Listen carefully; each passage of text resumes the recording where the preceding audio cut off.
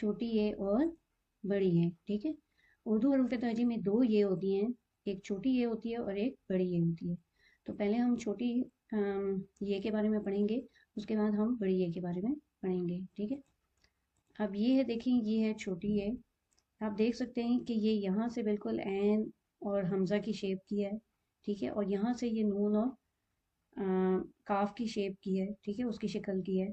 और आप देख सकते हैं कि ये यहाँ से लेकर यहाँ तक बिल्कुल एस, जो इंग्लिश का लेटर है एस, उसकी शेप की है, ठीक है।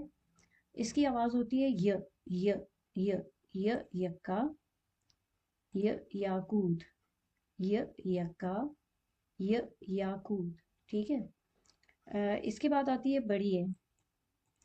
ये देखें बड़ी ये है, और बड़ी ये के ऊपर भी कोई नुक्ता, नीचे कोई नुक्ता नहीं है, ठीक है। और इसकी आवाज़ भी य होती है, य तोते, य ताले, य घोड़े, ठीक है।